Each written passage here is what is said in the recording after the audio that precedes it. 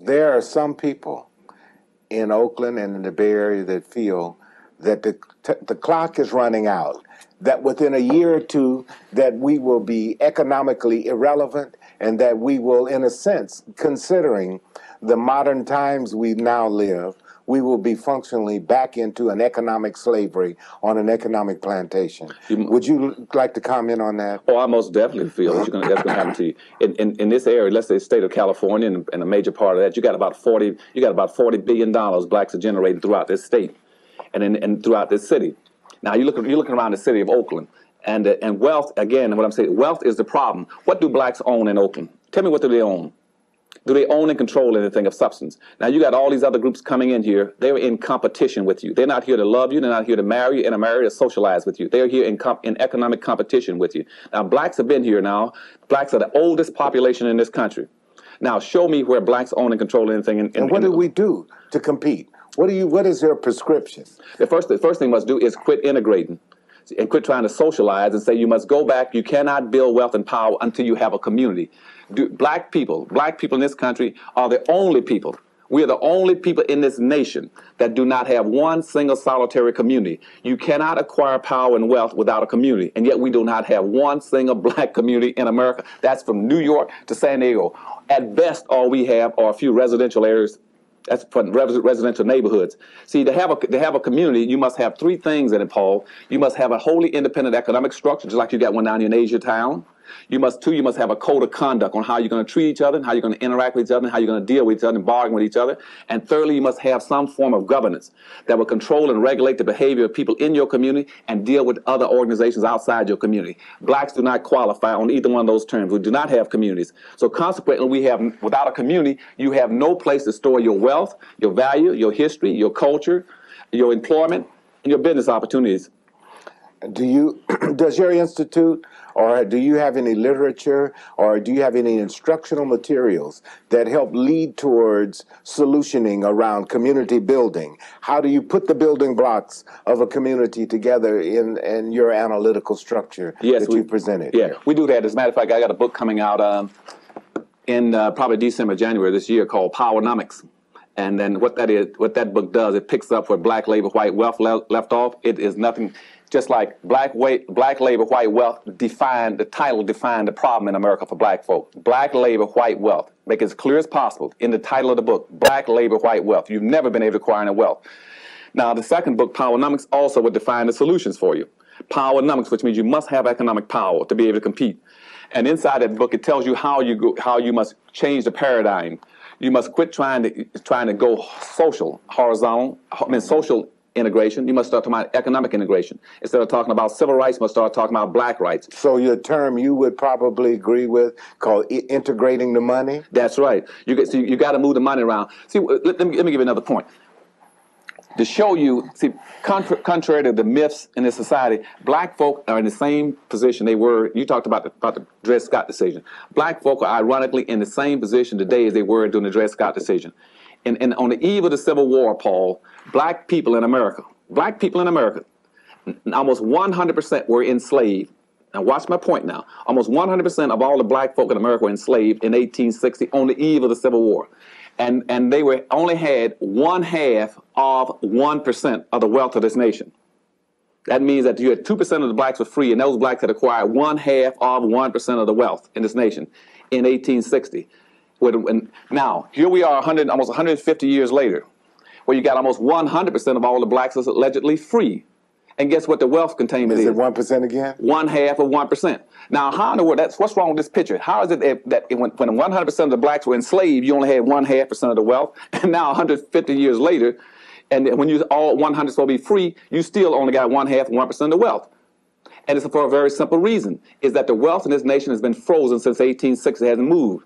87% of all this nation's wealth is inheritable wealth. It is frozen inside the white society. You cannot get it out. I heard that you spoke at Allen Temple Baptist Church here in Oakland. I understand you're going to be meeting with Dr. Frederick Price. I don't know if you know of Reverend Floyd Flake in New York, and I know there are several ministers in Washington, D.C. you're aware of. What is your comment about the role of the black church as an entity to help facilitate this community building concept. You're talking about this whole powernomics notion and the role that the church can do to help amass wealth and to create a mindset to start thinking about the world the way you're enunciating it in your books. I think the church has a very vital role to play. And when I first conceptualized a movement in this country for black folk to change the direction from where we've been going historically to a new direction for economic empowerment, I envisioned I needed at least about 5 major elements to help me. One, I needed somebody who was very good, in legal. So we started filling the courts with some new legal challenges, not on social issues or political issues, but on economic issues, going back to your Dred Scott decision, saying, do blacks have economic rights or don't they? Point one. Point two, I needed someone who was very strong and prominent in politics to work with me as a team member.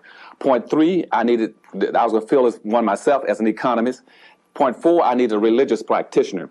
Why did I need a religious practitioner? Because I knew that our oldest business in the United States was a church. And it's the most viable, competitive one in the country. But what happens is that we need to be able to change the traditional role of churches. Now, why that's important is that I got to get even black ministers out of the traditional posture they've been in now. See, when the evangelical movement started in this country in the late 1790s, at that time, black folk were only permitted to go to church occasionally to accompany in the complement of their masters. And black folk were denied access to religion. But in about early 1800s, when the evangelical movement picked up a lot of momentum, they said, well, maybe there's nothing wrong with us allowing blacks to have their own separate service and have their own ministers. But they said, if we decide to do that, and this started about 1817, they said, here's what we must do. First thing we must do is that as a dominant white society, we must use religion now as a control mechanism. We must make sure that we appoint and pick and choose the blacks who are going to be the ministers, and it must be based on certain qualification, Paul. So they said we will license and pick the ministers, and those ministers must once we pick them and choose them and license them, they must do 3 things. One, they must use the Bible.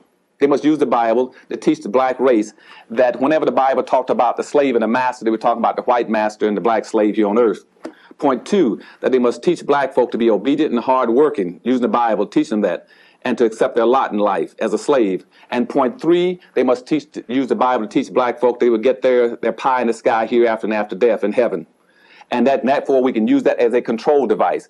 And black ministers did that and used that as a control device for black folk per the orders of the dominant white society up until after the Civil War, when one day in about 1867, about 119 black slaves on October the 19th, 1867, walked into St. Paul's Baptist Church in Raleigh, North Carolina, and demanded, say, you ministers got to get off your backsides and started trying to help us. We've been released from slavery, poor, penniless, ignorant, no land, no tools, no animals, no money, no home, nothing. You got a responsibility to start to quit using the church to try to control us and do something positive for the community.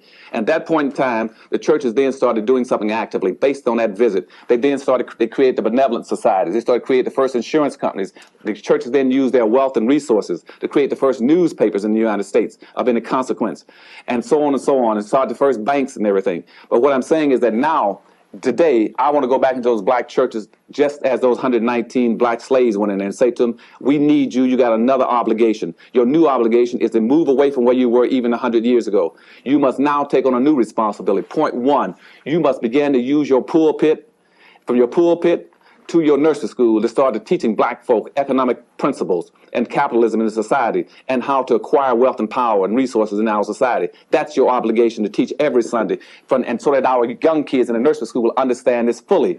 So when they start attending nursery school, the first thing they will learn is that in our society, that someplace, somewhere, a black person will be producing something, and that's who they would buy it from, that they would love and respect and buy and cherish the things produced by their own people in their own communities. Point 2, besides teaching economic principles and brotherhood and how we must buy and support each other, point 2, you must now use that church to attract and draw in wealth into the community and lock it in. You must cease and desist and keep building bigger churches and taking the money from the black folks' pockets and getting big mortgages and buying bigger churches that goes back into the white pocket. You must learn how to draw money into your community and lock it in and hold it. Now, once you lock that community that money into your community and into your church, what do you do with it? You then, 3, you set up savings unions, you set up credit unions, you set up opportunities for black folk to start business and borrow that money at low interest, long-term loans, so black folk can now subsidize business opportunities. Point 4, you then begin to use your church and get out of the churches and go out and create special kinds of programs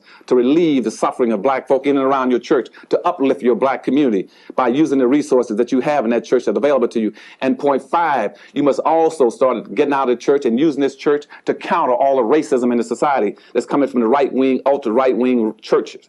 Groups that are preaching hatred and using the Bible to try to preach black inferiority in the country. You must stand up on a Sunday morning in church and take them on and say, no, that ain't going down anymore. So you must use your church as a pulpit, a bully pulpit, to protect your people from white racism that's in the church and has always been in the church. Because ever since the first time slavery was organized and codified on earth, it came out of the Catholic Church in 1488, when the Pope put out an edict saying, if you're going to come up with new slaves on the earth, don't pick Indians, pick black folk. And every religion on earth has codified and approved of and supported the enslavement, the exploitation, the Jim Crowism of black folk. That means the Catholics, Protestants, Baptists, Mormon, everybody you name has misused black folk, every religious sector. Have you figured out a way in your studies of the Bible or religion to show black ministers and our churches how to use the scripture to teach all those positive things that you say the church should be doing? Mm-hmm. Can they get scriptural backup as a way to use the Bible as a tool, as you say, to educate rather than to control? Most definitely. And I can give you a lot of things myself, but rather than doing that, I think some of the best examples will come from Dr. Fred C. Price down in Los Angeles. That's what he's doing. When Dr. Price tells me that God told him to get out of the pulpit and come help me, and he's going to walk with me and support me all over this nation, he's done a phenomenal job of that. And he told me he's going to spend an entire year attacking racism and religion. And he's going to devote his whole sermons from January to December of this year going after it. You got Dr. Cherry in Washington, D.C., who has the next biggest black church on earth. Dr. Fred C. Price has the first biggest. Cherry has the second biggest. And Cherry is going after it on the East Coast, saying, yes, religion has played a major role in the institutionalizing of racism in American society against black folk. Religion has always made it possible for whites to justify what they were doing to black folk. The League of African American Voters, which sponsors this show, had, as I said earlier, Elder John Collins, a minister, who was essentially pointing out some of the same concerns you are. The League of African American Voters made a commitment, along with the Voices of Legacy, to produce a publication and to work with those trying to spread information like what's in your books and what's in his book to every black church and minister in the country. Would you, since this program is going to be syndicated and sent all over the country, would you make a similar commitment and be allowed to be put on the spot to say that you will help make a contribution, an intellectual contribution to the content of such a publication, so that every black congregation in America could read that message every morning, Sunday morning? Paul, you know I would, because I love black folk, and I'll definitely do that. But I guess the only concern I have is that you have so many black ministers in America. We have to be realistic now in the context of the racial realities that we live in. Mm-hmm. We have so many black ministers in this country who've been co-opted and been compromised out. They are presently being controlled either by the economic structure in their city or the political structure in their city, that they are fearful of being black. You got a lot of black churches that do not want to be black. They do not want to talk about the racial realities. And why is that? Huh? And why do you think that is? And see, I don't know whether I could take it back to I just told you about the history of slavery. I could base it on that, but that's not it either. You know what? You sound like you're saying that in some senses that the church has functioned in this historical context of the meritorious manumission. Yeah. Why don't you explain briefly to our viewing audience what the meritorious manumission was, and is there a connection to what those people who stood up in North Carolina in 1867 in that church and said to the ministers, stop controlling us and help develop the levers of power so we can achieve? Is there a connection to the two concepts? I think there is, and since you raised, there is some connection. See, the meritorious manumission policy came out in the 1700s, and let me take a few minutes to try to give you a history of that. Going back, let's go back to 1705 because it came out in 1710. Let's go back to 1705. In 1705, what happened was that there was a major effort out of this country to bring more whites into the country to develop this nation. But at the same time, they knew they had to have a black labor force. And blacks began to pour into this nation as slaves. And what they said is we must have, first of all, we must have some form of external control to control these black people coming in the country. So in 1705, they passed what was called the Slave Codes of 1705. And if you probably heard of the same thing again in 1866 called the Black Codes, okay? But the slave codes told specifically how black folk were to be treated by whites and how black folk were to behave in 1705. That was an external control. But by 1710, they said we got so many blacks coming to this country because we got a good thing going. Because what we're telling all the Europeans is come to America if you want to get rich. If you come to America, we guarantee you're going to get rich because we're going to give you free land and free labor. You got to be an idiot to come to this country and not get rich if we're giving you free land and free labor. So whites began to pour into this country, not looking for religious freedom, contrary to what the history books are telling you. That's all myth and tales. They were coming to this country to get wealth and power. And as they began to pour in this country in 1710, they said, you know what, to make it easier for us, rather than exercising the external controls on black folk, what if we could build in internal controls into black folk? So the state of Virginia passed a law called meritorious manumission. And what they did, they said, well, here's what we'll do. Let's make black folk responsible for their own behavior. And therefore, we will reward and set free and give some compensation, some money to any black who would do one of four things. One, a black person that would protect a white person's property. Two, a black person who would save a white person's life. Three, a black person who will invent something that a white person can make money off of and will improve the conditions for black making money. And lastly, we reward him if he can squeal on, inform on, or tell on his own people who are plotting any kind of revolt to break free of slavery. And so therefore, that was called meritorious manumission. It went into effect by the state of Virginia in 1710. That built in internal controls into black folk. And the first black to give you award was a black called Nigger Willis down in South Carolina. And that was in 1710. Willie Lynch heard about it, who was operating down in Jamaica at that time. He heard about it. He said, this is a good thing. Let me go to the United States, because I got a history of training and breaking in blacks coming into Jamaica, because the black slaves weren't brought directly into the United States. They were brought in through the islands, and they were conditioned, which means break them in, teach them certain kind of things, break them away from their own family, their culture, their race, and their genders. Then bring them to the United States. So Willie Lynch had experience than Paul. So when he said, I'm going to the United States and make some money. And he came into Virginia and said, I heard you got a new internal control system up here. Let me show you how to put it into effect. I got a plan here. I guarantee you that if I put this plan based on what you all want to do into effect, black folk won't get out of it for 300 years. And ironically, in about another 12 years, that 300 years would have lapsed.